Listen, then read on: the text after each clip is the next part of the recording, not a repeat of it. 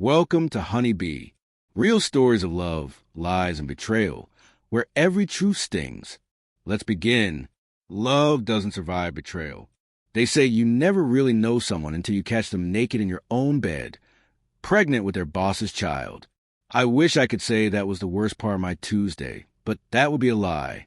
My name is Tom Crane, and just 3 days ago I thought I was living the picture-perfect American dream. Small town life, a solid 2-story farmhouse I'd been restored with my own hands, a construction business that paid the bills, and a wife who looked like she belonged on the cover of a corporate lifestyle magazine. Melanie had that sharp, magnetic beauty that made men stare, and made me feel like I'd won the universe's grand prize.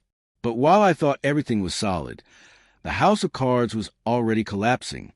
I just hadn't heard the wind yet. It started last Saturday at Jenny Morrison's backyard barbecue. Jenny's our neighbor, the kind who knows everyone's business before they do and treats gossip like a professional sport. I was leaning on the fence, beer in hand, watching Melanie work the crowd in her designer sundress when I overheard her talking to her best friend, Sasha. "So, when are you going to tell Tom about the little surprise?" Sasha asked, her voice carrying just enough spite to make my stomach turn. Melanie laughed, brittle and sharp like shattering glass. "Why ruin a good thing? Cal says we should wait until after the promotion goes through." Cal Dunstan, her boss, 6'2", silver-haired, rich enough to own half the county. The kind of man who wore $1,000 suits and drove cars that cost more than most people's houses. "Besides," Melanie went on, "Tom's too buried in his little projects to even notice I exist anymore. This baby deserves better than sawdust and small-town dreams." The beer slipped from my hand and shattered on Jenny's concrete patio. Heads turned, but I was already walking away, the world tilting sideways under my feet like a house built on bad foundation. That night, I scrolled through our shared calendar on my phone. There was Melanie's appointment with Dr. Sarah Williams, listed as a routine checkup. Nothing about her behavior had been routine for months. I started really paying attention. Tuesday came barreling at me like a freight train. I followed Melanie's silver BMW downtown and watched her stride confidently into the women's health clinic. When she came back out an hour later, she was grinning wider than I'd seen her in months. "Cal, it's confirmed. 12 weeks. Her words carried across the parking lot like a death sentence. 12 weeks. Valentine's Day. The exact week I'd been out of town on a job in Portland, while Melanie claimed she was too sick with the flu to come along. Suddenly, all made sense. The unexplained jewelry, the late-night client dinners, the way she started looking at me like I was an inconvenience. I pulled into our driveway and sat there for 10 minutes staring at the half-finished porch I'd been working on for 2 years. Lumber stacked like broken promises. The house seemed tired, like it had given up trying to be beautiful. That's when I made my first mistake. I decided to confront her. Melanie came home around 6 carrying takeout from the fancy Thai place on Main Street. She looked radiant, the kind of glow that used to make me proud. Now it made me sick. "We need to talk," I said, blocking her way to the kitchen. She set the bag down, turned to me, and her face went from mildly annoyed to cold and sharp. "About what?" "About Cal Dunstan.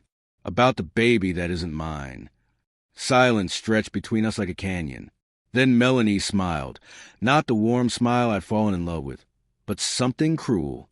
"Took you long enough to figure it out," she said, brushing past me toward the stairs.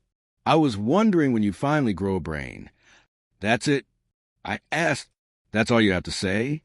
She paused on the stairs, one hand resting casually on the banister.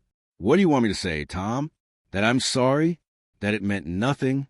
Her laugh rang through the half-renovated house. "It means everything.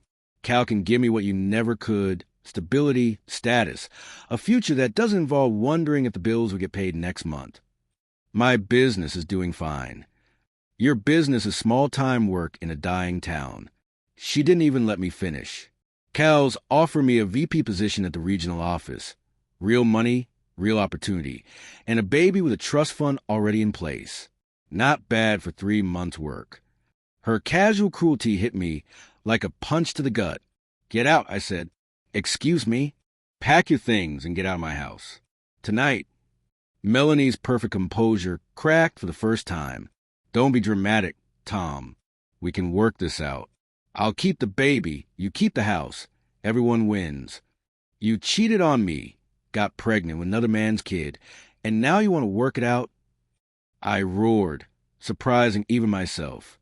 It's not like we had anything real left anyway. She shot back, her voice icy. When was the last time you even looked at me? I'm 34, Tom. I'm not wasting what's left of my good years playing house with someone who treats me like furniture. I stormed upstairs, dragged her suitcases out closet, and threw them on the bed.